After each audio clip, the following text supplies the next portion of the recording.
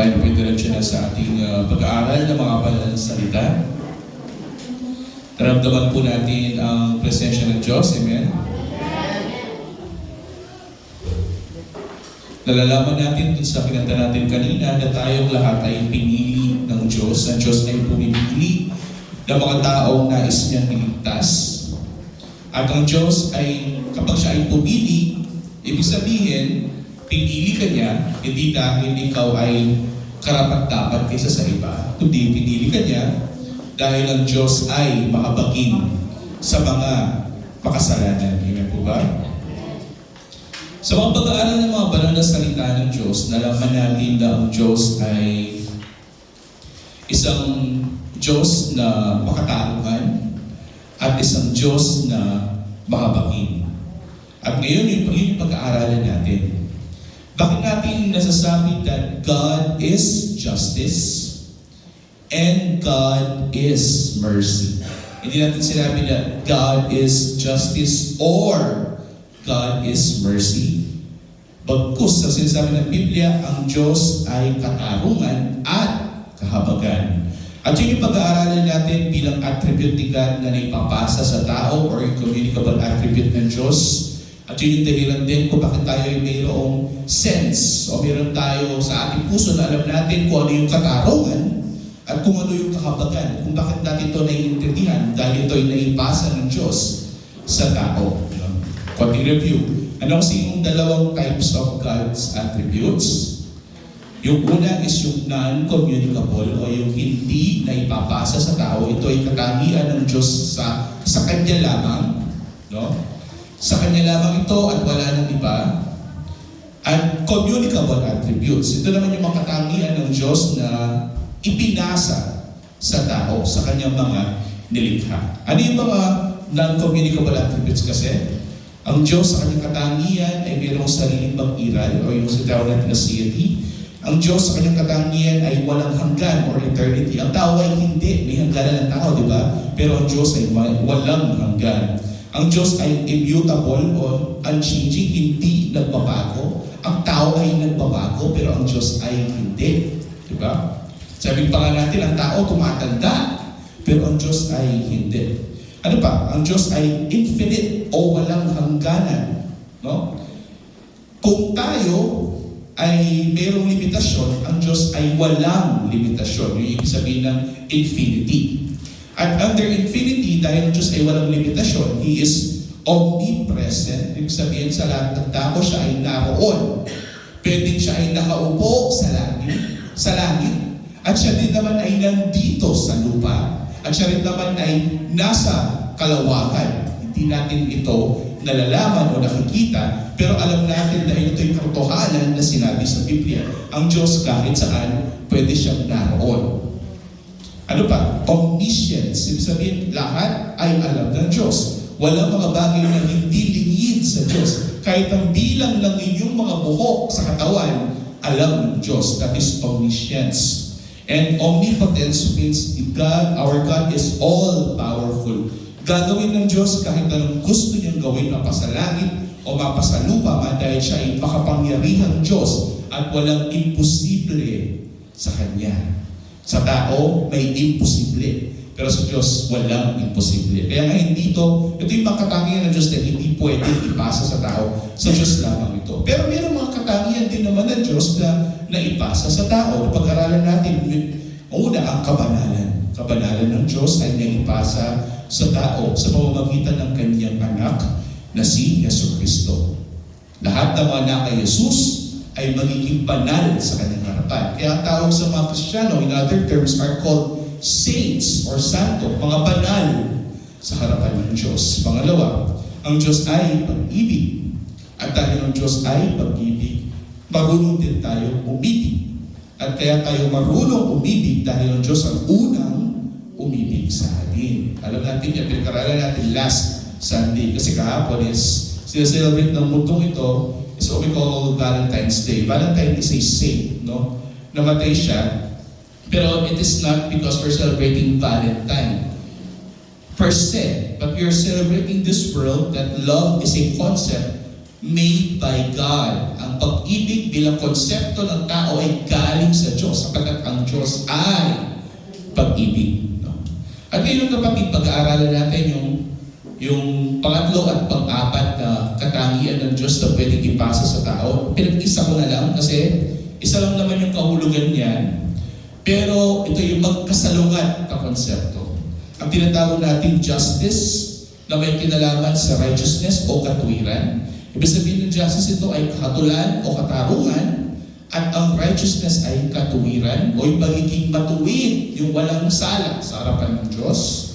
At yung pang-apat is mercy. Ito yung kahabagan naman sa Biblia.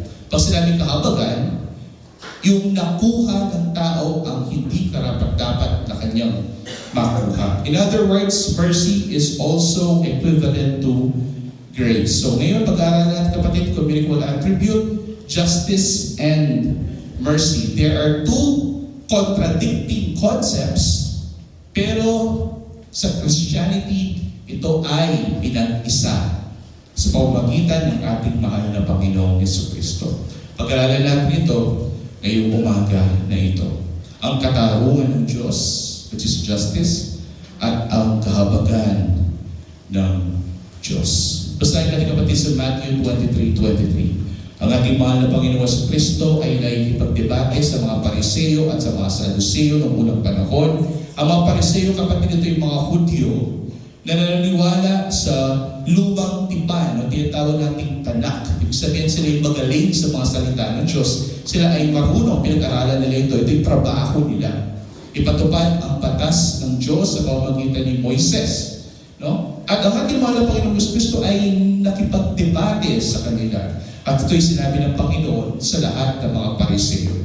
Kahabag-habag kayo, sabi ng Panginoong Jesucristo, mga eskriba at mga Pariseo, mga mapagkunwari, sapagkat nag-iikapo kayo ng verba buena, ng anis at ng komino, at ang inyong pinababayaan ang higit na mahalagang bagay ng kautusan. Ibig sabihin dito, oo, sinusunod mo ang kautusan, nag-iikapo kayo, which is 10% of your earnings, binibigay mo sa Diyos. Ikaw kayo ay nagbibigay ng mga offerings sa templo ng Diyos. Oo, sumusunod kayo sa mga batas ng Diyos. Pero binababayaan nyo yung kahulugan ng kautusan ng Diyos. Ano yung pinakamahalaga? Ano yung pinakamahalaga daw na sa kautusan ng Diyos? Susunod, ang katarungan, which is justice, ang habag, which is mercy, at ang pananampalataya, which is faith. Itong tatlong konsepto na ito ay pinabayaan ng mga Pariseo, ang katarungan, ang kahabagan, at ang pananampalataya ay pinabayaan ng mga Pariseo. Bakit? Kasi itong mga Pariseo na ito, kapatid, ay sumasampalataya din naman sa Diyos, pero ang kanilang pananampalataya ay nakaangkla sa kanilang paggawa ng mabuti. At kapag ikaw ay gumagawa ng mabuti, katarungan ng Diyos yung makukuha mo. Pero wala kang konsepto ng habag. Kasi ano yung katarungan? Ang katarungan o justice ay yung kapag nakuha ng tao kung ano yung nararapat para sa kanya or yung kanyang deserving para sa kanya. Kapag tayo ba ay nagtrabaho, kahit mainit ang araw, tayo ay nagtatrabaho, pinapagod natin ang ating sarili para sa isang kumpanya o para sa isang tao, ano yung katampatang makukuha dapat natin? Sweldo. Diba? O pera. Iba-iba, pwedeng bigyan tayo ng pagkain o pwede tayong bigyan ng pera. Bakit tayo binibigyan ng pagkain at bakit tayo binibigyan ng sweldo o pera? Kasi ito ay nararapat para sa atin. Ito yung makatarungang pagbigay kasi pinaghirapan mo ito. Amen mo ba? Nagtrabaho ka. So dapat lang nasweldohan ka. Ang tawag dyan ay katarungan. Itong mga Pariseo na ito ay mayroong kaakibat o konsepto ng katarungan, pero wala silang konsepto ng kahabagan ng Diyos at ang konsepto ng pananampalataya sa dalawang ito, katarungan at kahabagan ng Diyos. Kaya kailangan maintindihan natin ito mabuti, sabi ng Panginoong Jesucristo. Na tayo bilang mga Kristiyano ay kailangan naintindihan natin kung ano yung katarungan ng Diyos, which is justice, at kung ano yung kahabagan ng Diyos, which is mercy. Mauna tayo sa unang konsepto, which is ang katarungan ng Diyos or justice. No? Ano ba yung katarungan o justice? Ang katarungan ng Diyos ay ang kanyang perpektong pagiging matuwid. Ang konsepto sa Biblia, kapag ang Diyos ay matuwid, dapat tayo din naman ay matuwid. O hindi tawag natin katwiran.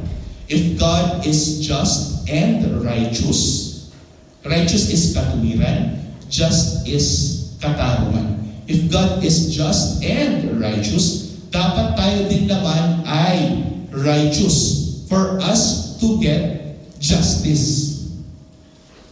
Gets po ba? Kung tayo ay magiging matuwid sa harapan ng Diyos, kailangan tayo ay maging perpektong matuwid sa harapan ng Diyos. Kasi ang katwiran ng Diyos ay perpekto. Ito'y walang bakit na kahit anong dumi. So ano yung requirement ng katwiran ng Diyos? Ano yung makatarungan para sa Kanya? Na ang tao kapag haharap siya sa Diyos, wala siyang kahit anong bahid ng karumihan o kasalanan. No? This is the concept of justice sa Biblia. Ang justice para makuha mo ang makatarungang bagay na karapat-dapat para sa iyo, which is ang katwiran ng Diyos, dapat ikaw ay haharap sa Kanya na walang bahid na karumihan o kasalanan. Dahil ang Kanyang katwiran ay perpekto. So, technically, in logic, you'll say, justice is equals to righteousness. Perfect justice is perfect righteousness. Kaya sabi dito, ang katarungan ng Diyos, which is the justice of God, ay ang Kanyang perpektong pagiging matuwid, which is the perfect righteousness of God. Ang sabi nga sa Biblia, ang hinihinging requirement para tayo ay makapasok sa langit ay hindi katwiran ng tao. Sapagkat nababatid ng Biblia, nababatid natin lahat ang katotohanan na ang katwiran ng tao ay hindi sapat upang ito'y maging makatarungan sa Diyos. Thus, ang katwiran o perpektong katwiran ng Diyos ay dapat lagi kang gumagawa ng tama. Ang katwiran ay kung saan lagi niyang ginagawa ang tama at hinahatulan ang kasalanan. Yan ang katwiran. Ano yung katwiran? Kapag binigay sa iyo ng Diyos kung ano yung nararapat para sa iyo. Kung ang tao, kapatid, ay matuwid, wala siyang ginawa ng kahit anong kasalanan, kapag ito ay haharap sa korte, which is the justice system ng mga panahon ito, at ng mga panahon nakaraan, noong unang panahon, kapag ito ay matuwid at haharap ka sa hukom, ano yung sintensya ng hukom sa iyo? Not guilty. Ibig sabihin, ikaw ay matuwid, ikaw ay righteous. Amen po ba? Tama ba yung katarungan na tanggap mo na ikaw ay matuwid o not guilty? Yes. Kasi ikaw nga ay matuwid, perpekto. Wala kang kahit anong kasalanan na ginawa. That is justice. Pero kung ang taong makasalanan ay haharap sa hukom na matuwid, ano yung sintensya sa kanya? Guilty. Kasi obvious naman na ikaw bilang makasalanan tao, kapag ikaw ay gumawa ng mali o kasalanan, ano yung katapatang pwede natin gawin para doon? Ano yung makatarungan pwedeng ibigay sa taong makasalanan o sa taong marumi? Kaparusahan. Tingnan mo ba? Kapag ang anak natin ay pasaway at matigas sa ulo, bibigyan ba natin ito ng candy? Hindi, kasi hindi naman yun yung katapatang reaksyon natin sa kanyang ginagawang mali. Ano yung gagawin natin? Paparusahan natin siya. Makatarungan ba yun na paluin ng bata kapag siya ay nagkakasala? Amen. Ang sabi sa Biblia, that is the concept of justice. Kapag may ginawang mali, ang kaakibat nito, ang katapatang, ang karapat-dapat na pwedeng gawin ng isang hukom ay kaparusahan. Pero kapag ikaw ay gumawa ng katarungan o katwiran, ang katapatang pwedeng gawin ng hukom sa'yo ay bigyan ka niya ng katuwiran na nararapat para sa'yo. That is the concept of justice. Nakukuha ng tao kung ano yung karapat-dapat niyang makuha. Ngunit, ang katwiran at katarungan ng Diyos ay hindi lamang perpekto. Ang kanyang justice at ang kanyang righteousness ay banal. Kapag sinabing banal, ito ay higit kaysa sa kahit anong batas, katarungan o katwiran ng mundong ito. Ito ay higit sa lahat. Kapag sinabing banal, ito ay hiwalay sa ating sistema. Ito ay isang bagay na hindi natin kayang maintindihan. Kasabi nga ng kanina, hindi niya kayang maintindihan ang biyaya at ang pagpili ng Diyos sa Kanya na isang makasalanan. Di ba? Sabi ng kanta, why have you chosen me? Bakit mo ko pinili sa lahat ng mga milyong tao dito na mas karapat-dapat kaysa sa akin? Bakit ako yung pinili? Hindi niya maintindihan. Sapagkat ang pagpili ng Diyos ay banal. Ganon din ang konsepto ng katarungan ng Diyos. Hindi natin kayang maintindihan sapagkat ang kanyang katwiran at ang kanyang katarungan ay banal. Meaning, ang katarungan ng Diyos ay banal at ito'y walang katulad. Basahin natin kapatid sa Psalms 145 verse 17. Sabi ng David, ang Panginoon ay matuwid sa lahat ng pamamaraan niya. Kahit hinayaan ka niya na magkaroon ng pagsubok sa buhay, kahit hinayaan ka niya na magkaroon ng karamdaman, ng cancer o ng kahit anuman, binigyan ka niya ng kapagsubukan na hindi mo kaya, makikita mo na para bagang mali yung ginagawa ng Diyos sa buhay mo. Pero sabi sa Biblia, mapa-trials or tribulations, it is still God doing what is good. Kaya meron tayong kasabihan, God is good. Lahat ng oras, ang Diyos ay mabuti. Siya ay matuwid sa lahat ng kanyang pamamaraan. At sabi pa dito, at mabait sa lahat ng niyang mga gawa. Diba? God is good all the time. Lahat ng mga ginagawa ng Diyos ay mabuti, mabait, at ito'y matuwid. Sa Exodus 34:7, sabi dito ni Moises, no? Na nag-iingat ng wagas na pag-ibig para sa libo-libo, nagpapatawad ng kasamaan, ng pagsuway at ng kasalanan, ngunit sa anumang paraan ay hindi ituturing na walang sala ang may sala. Yan ang katarungan ng Diyos. Kapag ikaw ay makasalanan, ikaw ay paparusahan. Hindi niya ito ituturing na isang bagay na kanyang ibubura lamang. No, kapag ikaw ay makasalanan, ikaw ay kanyang hahatulan. Hindi niya papabayaan ito. Pag may kasalanan, may kaparusahan. Nadidalaw ang kasamaan ng mga ama sa mga anak at sa mga anak ng mga anak hanggang sa ikatlo at ikapat na lahi. This is the original sin. No? Na ang kasalanan ni Adan ay naipapasa sa bawat generation ng tao hanggang mayroon nagkakasalang tao. Ang kasalanan ay mananatili sa mundong ito. Ito ang sinasabi ng Biblia. Kaya ang tao ay namamatay. Kasi ang bunga ng kasalanan ay kamatayan. This is the original sin. Ano pa? Sabi ni Pablo sa Romans chapter 2 verse 11, sapagkat ang Diyos ay hindi nagtatangi ng tao. Kahit anong estado mo sa buhay, kahit ikaw ang mayor na Mabalacat o presidente ng Pilipinas o presidente ng mundong ito, kapag ikaw ay makasalanan, ang makatarungang hatol para sa iyo ay kasalanan. Amen po ba? Yun ang katarungan. Makukuha mo kung ano yung karapat-dapat para sa iyo. Ano yung problema ng tao? What is the problem of man?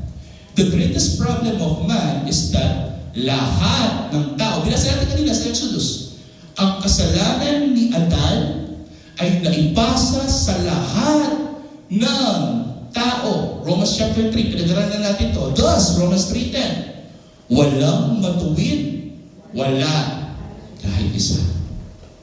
Lahat ng tao, sabi nga ni, di ba, lahat ng tao ay nagkasala, hindi nila nakita ang Diyos, inunawa ang kanyang mga salita, hindi niya sinunod, hindi nga maaari. Ang sabi nga ni Pablo, wala tayong kakayahan na sundin ang Diyos sa ating natural na estado. Tayo ay mga patay sa Espiritu. Ano yung dito? Ano yung makuha natin dito? Na ang kasalanan ay hindi lamang simpleng pagkakamali lamang.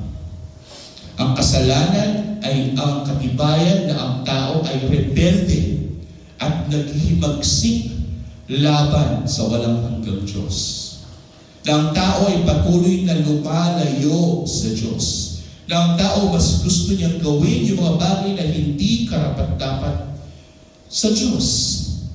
Kaya ang katarungan na kailangan ay isang katarungan na tama.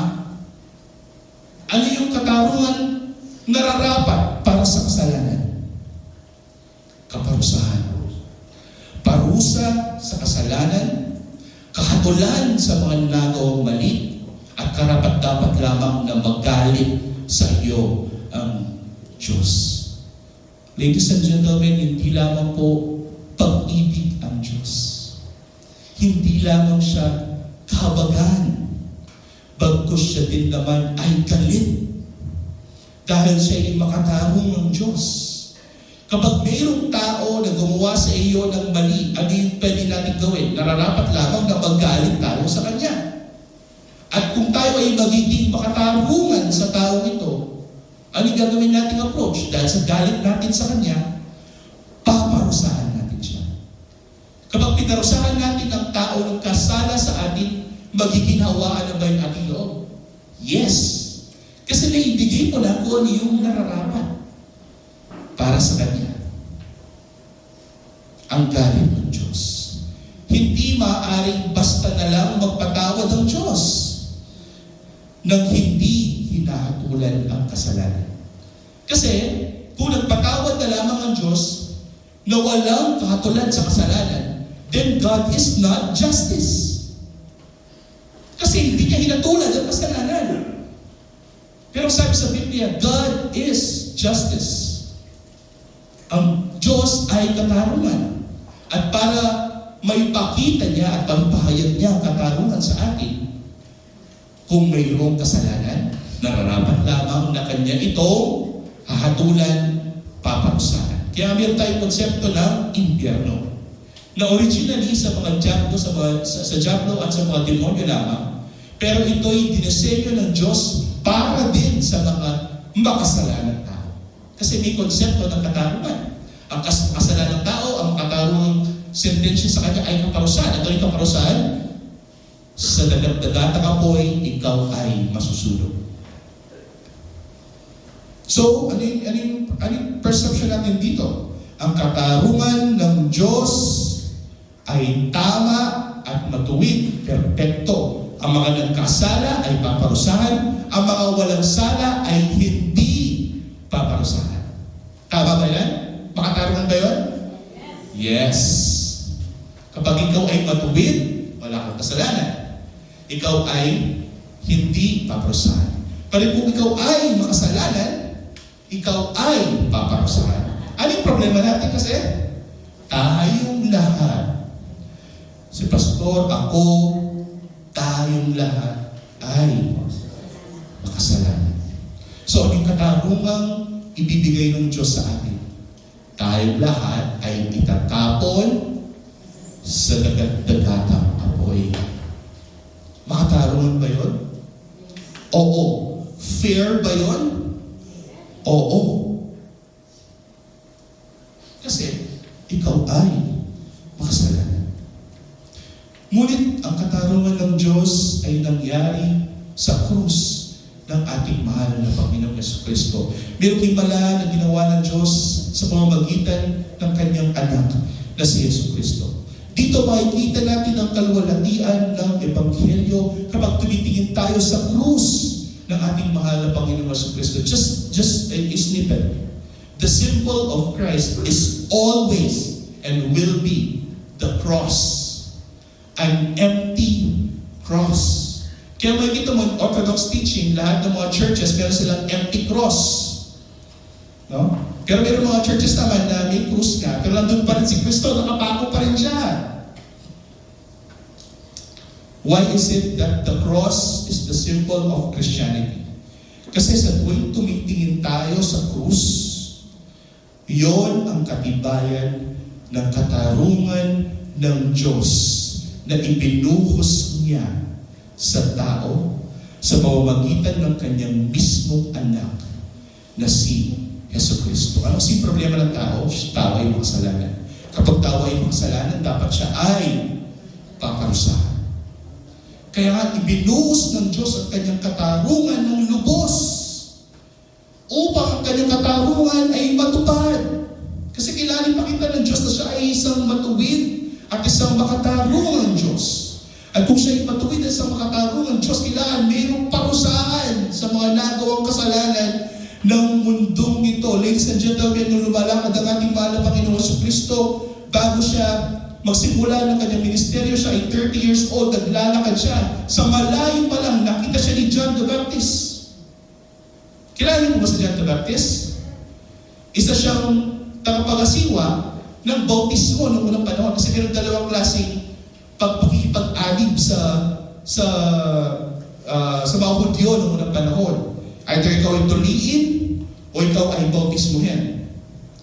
At sa malayo, kapatid, itong si John the Baptist na nakikita ng mga tao bilang propeta, bilang parang ni Elijah noong unang panahon, sa malayo nakita niya ang ating mahal na Panginoong Jesucristo at siya'y napasigaw. Sabi niya, Agnus Dei, behold, the Lamb of God who will take away the sins of the world.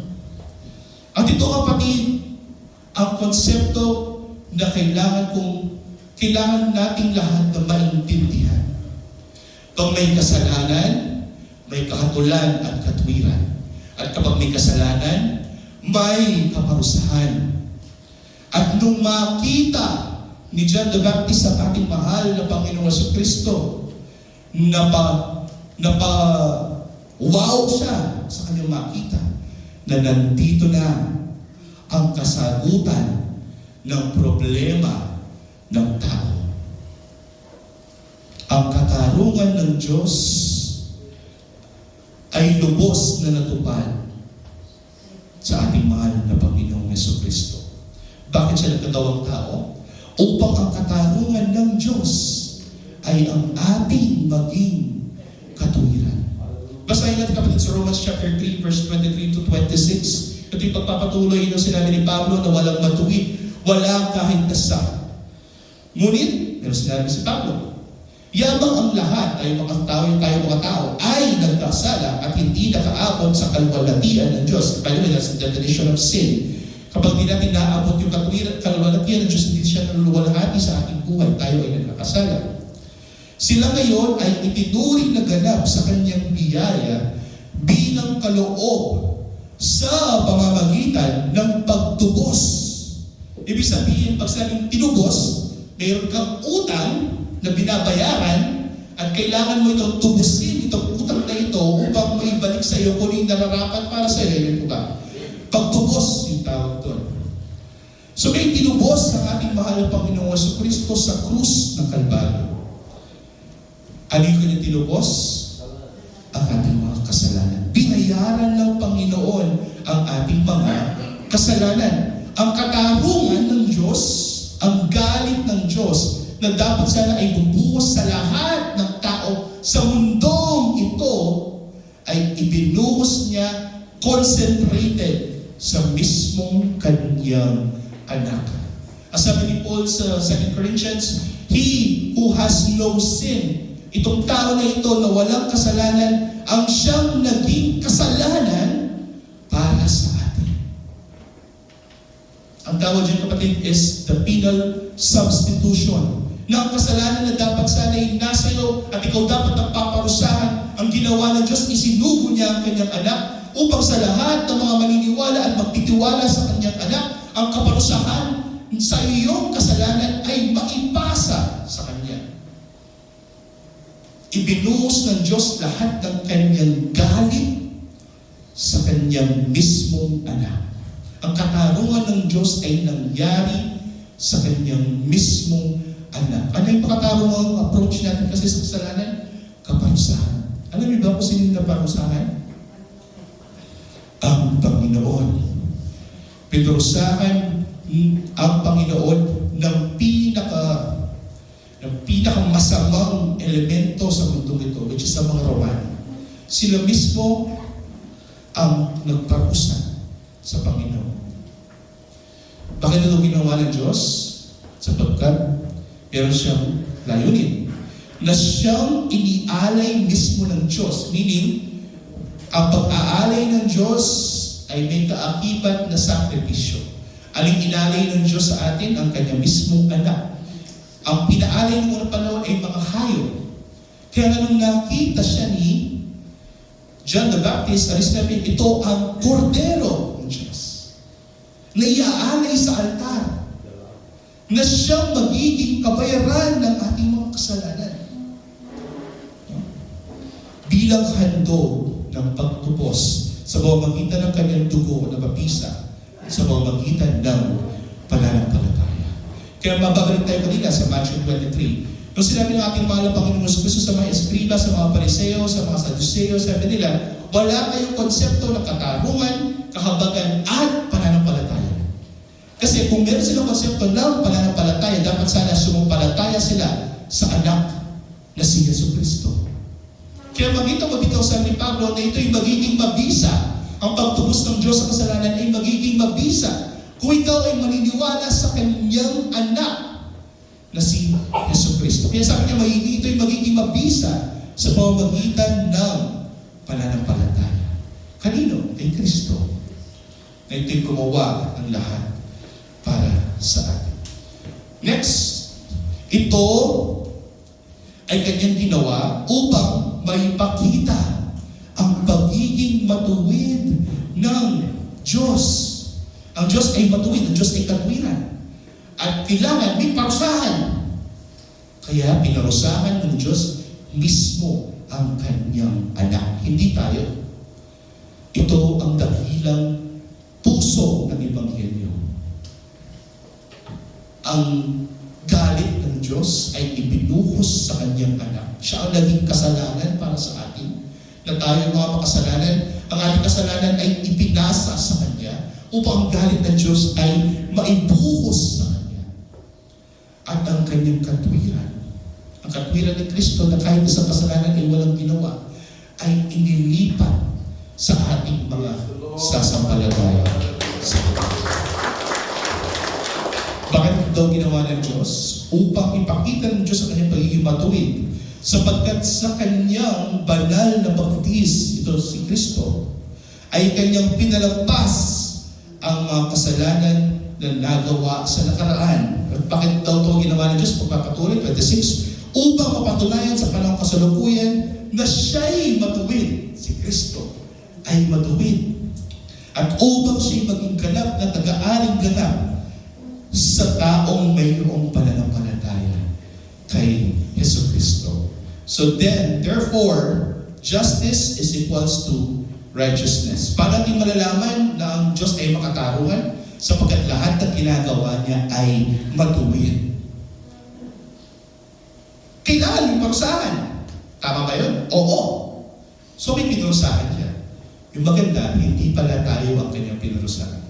Pinurusahan niya mismo ang kanyang anak na si Yesu Kristo. Tayo ay naniniwala na ang kaparusahan sa kasalanan, which is ang katarungan, ay natupad. Kanina siya natupad? Ang kaparusahan ng kasalanan ay ibinuhos sa krus ng Panginoon. Binugbog siya, kapatid. He was crowned thorns. Pinako siya sa krus. Lahat ng kasamaan ng tao ay binuhos sa Panginoon doon sa mga oras na iyon bilang kaparusahan ng kasalanan ng mundong ito.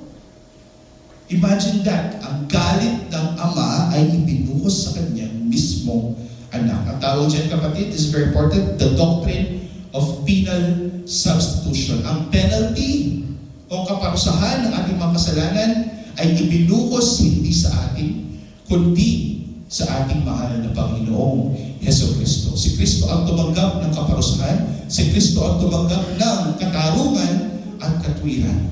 Ang hatol ng kasalanan ay binuhos sa Panginoon at ang katarungan ay naganap. Ang Ama ay nawalan ng galit. Di ba, meron tayong konsepto, pinag-aaralan ito every time na meron tayong Holy Week, which is Christology. The concept of propitiation. Ang Ama ay galit at kailangan meron siyang pagbuhusan ng kanyang galit dahil gusto niya mayroon siyang patanggap na katarungan at kanina niya binuhos sa kanyang galit sa kanyang mismong anak. Kaya sabi ni Pablo, ang Panginoong Jesucristo, ang anak ng Diyos, ang siyang ating pampalubag loob. Kaya hindi nagalit ang Diyos sa atin. We have peace with God. Peace na tayo with God dahil sa kanyang anak na si Jesucristo. Ang katarungan ay natupad. Ang Diyos ay nanatiling makatarungan kahit siya ay nagpapatawad. Kung nagpapatawad ang Diyos, this is now the concept of mercy. Ang katarungan ay yung kapag nakuha mo kung ano yung deserving para sa iyo. Kung ano yung nararapat para sa iyo. Pero what is mercy? Mercy, ladies and gentlemen, kaya sinabi ko, this is a contradicting term. Justice o katarungan ay kapag nakuha mo kung ano yung nararapat para sa iyo.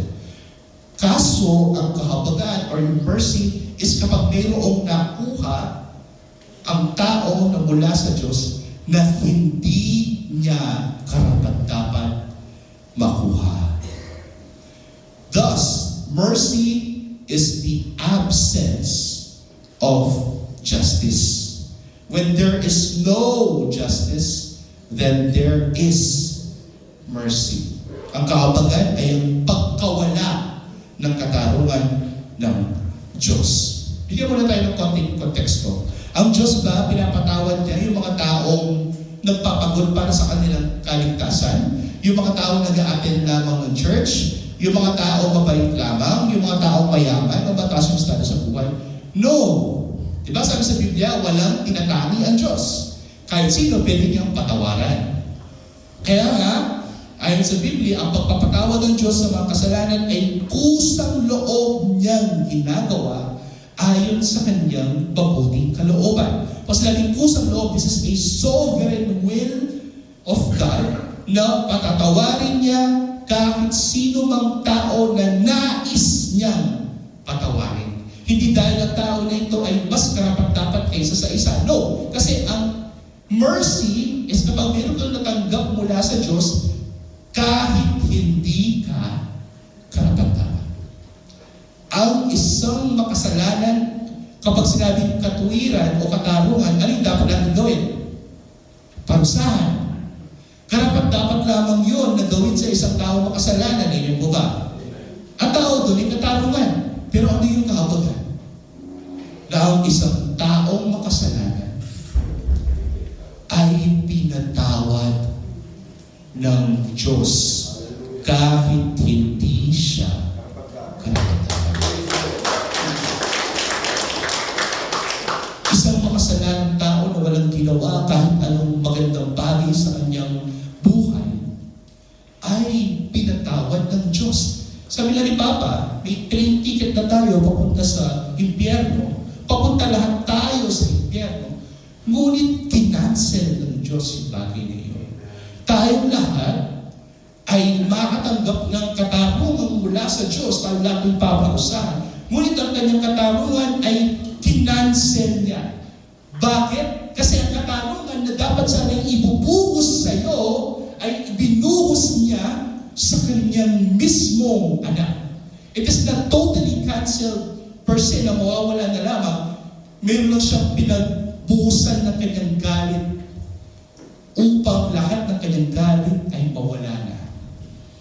Ang kanyang galit ay ibinuhos niya hindi sa atin, kundi sa kanyang anak. Thus, lahat ng mga taong na kay Jesucristo ay patatawarin ng Diyos. Lahat ng mga taong sasampalataya sa ating mahal na Panginoong Jesucristo, ang kanilang kasalanan ay patatawarin ng Diyos. Romans chapter 5. Therefore, being justified by faith, we have now peace with God through our Lord Jesus Christ. Meaning, ang union natin sa ating mahal na Panginoong Kristo, tayo nakipagkaisa sa ating mahal na Panginoong Kristo, sa ating pananampalataya sa ating mahal na Panginoong Kristo, ang ating mga kasalanan ay naipasa sa Kanya. At ang Kanyang katwiran ay naipasa sa atin. At ngayon, meron na tayong sariling katwiran, pero ang katwiran na ito ay hindi galing sa ating sarili. Ito ay regalo lamang ng Diyos mula sa ating mahal na Panginoong Kristo na Kanyang anak, ipinasa sa atin sa pamamagitan ng pananampalataya natin sa mga nagawa ni Kristo at sa mga gagawin pa niya sa pagdating ng mga panahon.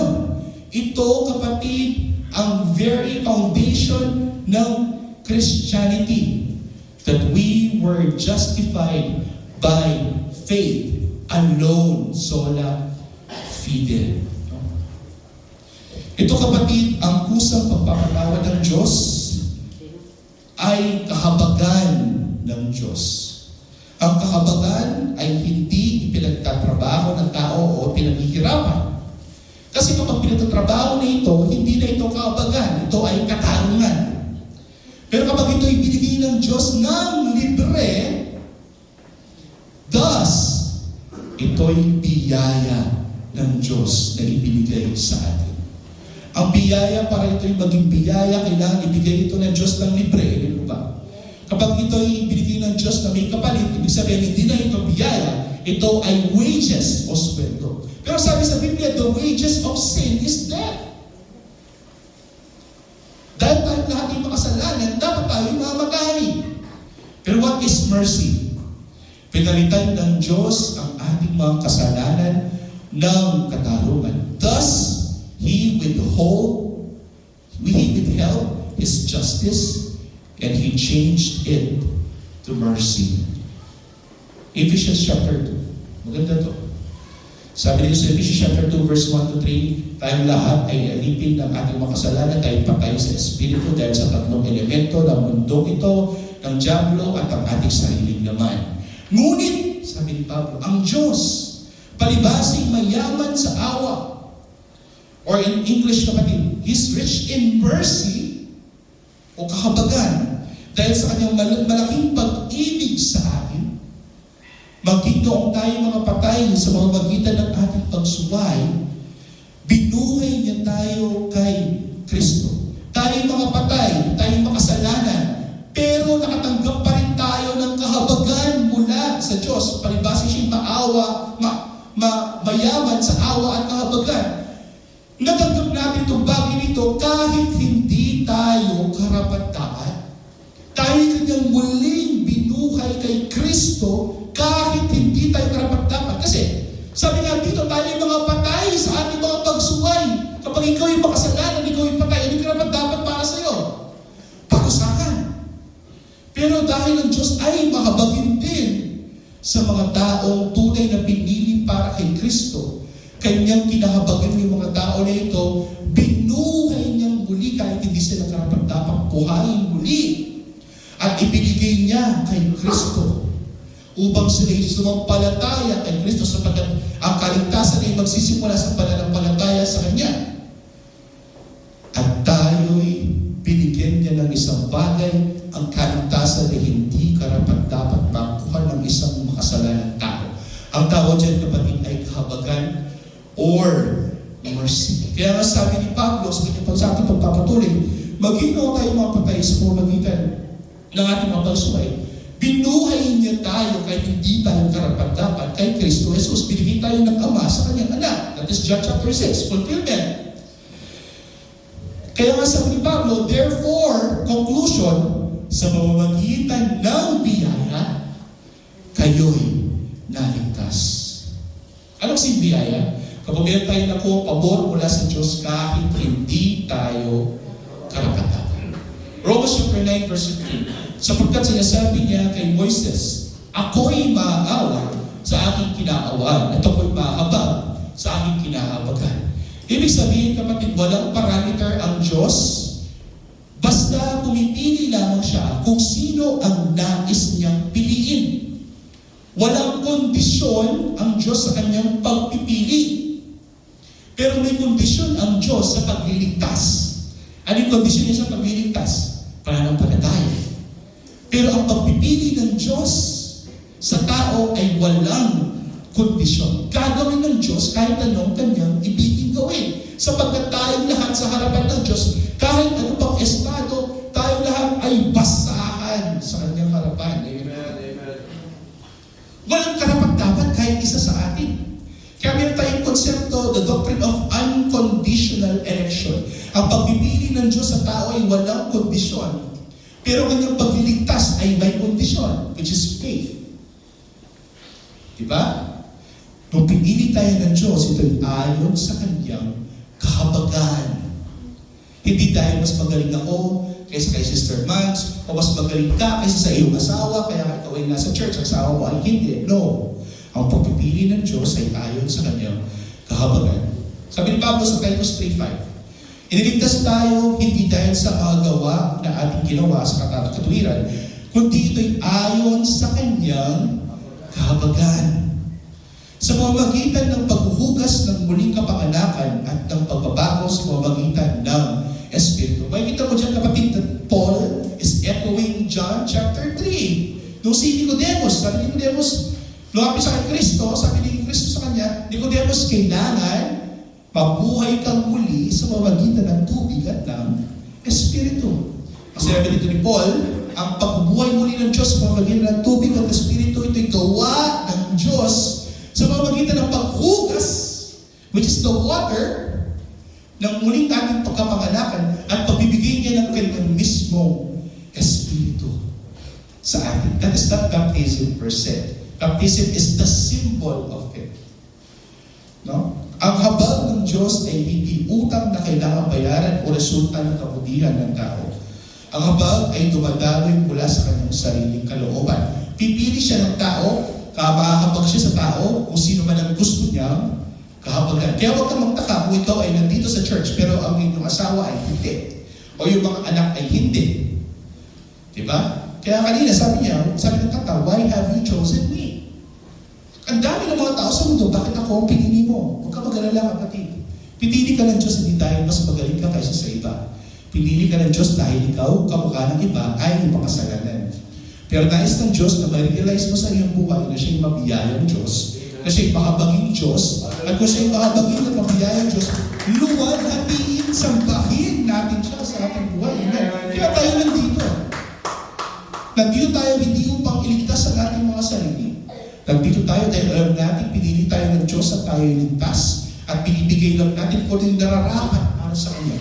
Pagpupuri, pagpupugay, pagsamba, at pagluluwalhati sa Diyos na siyang pumili kahit tayo'y makasalanan. Romans 9:16. Kaya ito'y hindi ayon sa kalooban ng pagsisikap ng tao, kung sabi ni Pablo, kundi ito'y ayon sa habag ng Diyos. Ang kaligtasan at pagpipili ng Diyos ay hindi ayon sa ating mga ginagawang mabuti, kundi ito'y ayon sa Kanyang kahabagan. No? Ano yung habag? Pumipili ang Diyos, which is electing mercy, the doctrine of election because of God's mercy. Ang Diyos ay nagliligtas dahil sa Kanyang habag, which is the doctrine of salvation or saving mercy. At nagliligtas ng Diyos at nababago ng tao dahil sa Kanyang habag, o the doctrine of transforming mercy. Ang katarungan at habag ay nagkasama sa pamamagitan ng ating mahal na Panginoong Kristo. Those are two opposing concepts. Pero ang katarungan at ang kahabagan ng Diyos ay ipinagsama sa pamamagitan ng ating mahal na Panginoong Kristo. Ano kasi madalas nating objection ng mga ibang relihiyon sa Kristyanismo? Hindi pwede magsama ang katarungan at kahabagan. Kaya madalas iniisip ng tao na ang katarungan at habag ay magkasalaman. Ngunit sa Diyos, ang dalawang konsepto na ito ay naging ganap na nagkakaisa. Kapag tumitingin tayo sa krus ni Kristo, doon natin matatagpuan ang pagkakaisa ng justice and mercy. Sabi nga ng isang kanta, turn your eyes to the hillside, kung saan nakapako si Kristo, where justice and mercy embrace. Na ang justisya, which is justice, ang katarungan ng Diyos, at ang kanyang kahabagan ay nagkaisa sa krus ng ating mahal na Panginoon sa Kristo. Sa krus, ang kasalanan ay hinatulan, which is justice. Sa krus, ang kaparusahan ay ibinuhos, which is justice. Sa krus, ang habag ay ibinigay ng libre. So, yung mga kanyang katwiran ay ibinuhos sa ating mahal na Panginoon sa Kristo. At sa lahat ng mga na kay Kristo, ang kahabagan naman ang mapapasa kanila. Kasi ang katwiran ay naibuhos na kay Kristo. Ngayon tayong lahat na na kay Kristo, we are union with Christ. Ang kahabagan naman ng Diyos ang nasa atin. At ito'y binigay ng Diyos na libre. Kaya sa biyaya kayo naligtas. Sa krus, ang makasalanan ay pinatawad. Ito ang magtatapos, kapatid. Ano yung dapat natin gawin bilang mga Kristiyano na may katarungan at kahabagan sa atin? Di ba? Nagkaisa ang katarungan at kahabagan sa atin dahil sa ating mahal na Panginoon sa Kristo. Ito yung pwede natin gawin. Bilang isang assistant pastor, ito yung pwede kong ipayo sa inyo. Ang katarungan sa buhay ng Kristiyano ay pwede ganito. Mamuhay tayo ng may katwiran. Kung pwede iwasan natin ang kasalanan. Kasi kung naiintindihan mo ang katarungan ng Diyos kapag ikaw ay nagkakasala, ikaw ay hahatulan ng Diyos. Para bagang pinapako mong muli si Kristo sa krus, sabi ng Pablo. Ano ba? Ipagtanggol ang naapi. Kung alam mo, mayroong tao na naapi, kung ikaw ay isang lawyer, o kung ikaw ay public servant, kamukha ni pastor, or ikaw ay isang mayor, kung alam mo mayroong tao inaapi ng sistema ng mundong ito, pagtanggol mo. Kasi yun ang makatarungan pwede mong gawin.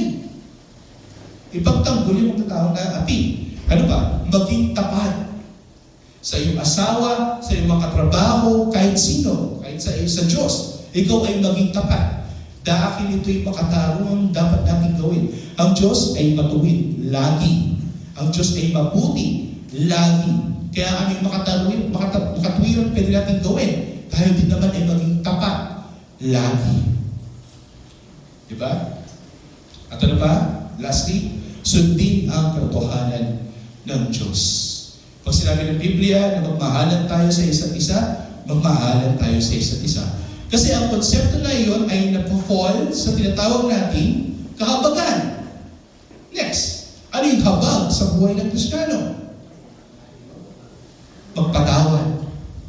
Tulad ng pagpapatawad sa atin ng Diyos, kahit tayo makasalanan, pinatawad pa rin niya tayo.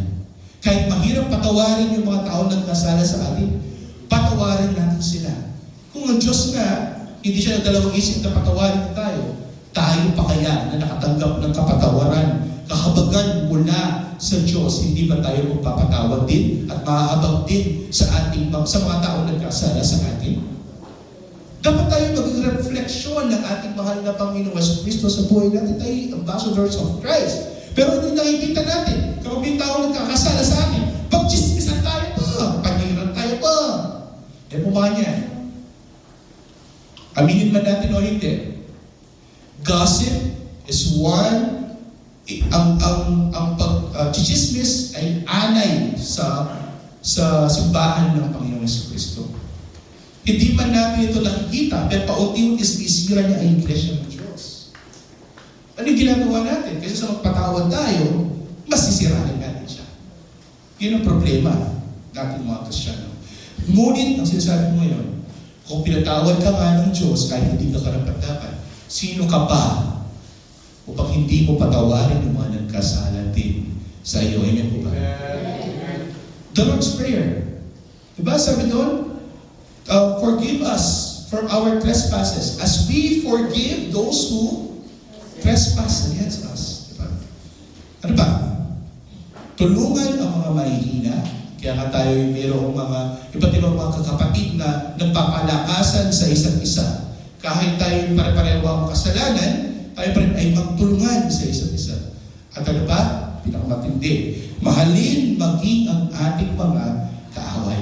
Kung tayo lahat ay mga kaaway ng Diyos noong unang panahon, pero kahit tayo mga kaaway, minahal niya tayo, ganyan din ang gawin natin. Sabi nga ni Kristo, love your enemies. Kapag binato ka ng bato, batuin mo ng tinapay. Diba? At ang panguling maging mabiyaya sa ating mga kapwa para sa ikakaluwalhati ng ating mahal na Panginoon Yesu Kristo. Ano may nilala dyan? Ang katarungan ng Diyos na siya nagpapababa sa atin, ang nagpapakumbaba sa atin. Kapag nalalaman natin na tayo nagkasala, ano yung means ng pagpapakumbaba? Repentance o pagsisisi. Tayo ay magpo-fall sa ating knees, luluhod sa Diyos at magsisisi. That is humbleness. That is humility. That is repentance. Ang katarungan ng Diyos ay nagpapaalala sa atin ng ating pagpapakumbaba sa Diyos. At ang kanyang kahabagan ang nagbibigay sa atin ng pag-asa. Na alam natin na kahit tayo mga makasalanan at patuloy na nagkakasala, kung tayo ay na kay Kristo, tayo ay patatawarin ng Diyos. Yung pag-asa. So anong mahina dyan? May kapahingaan kay Kristo. We have eternal security in Christ. Kaya sa Kanya lang tayo tumingin sapagkat sa krus ni Kristo, ang katarungan at ang kahabagan ng Diyos ay nagkaisa. Ama, maraming salamat sa iyong dakilang mga salita. Maraming salamat sa katotohanan ito, O Diyos.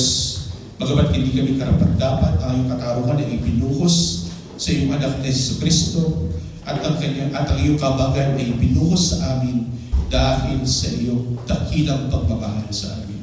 Maraming salamat, O Diyos, sa katotohanan ito na ito yung magbibigay ng kalakasan sa bawat isa na narito at sa aming pagpapatuloy sa mundong ito, naway ang iyong biyaya ay manatili sa amin sa paglalakad ng may kartagan sa pananampalataya sa iyo. Lang ito yan sa dalangin sa mga pangyayang pangalan ni Jesus.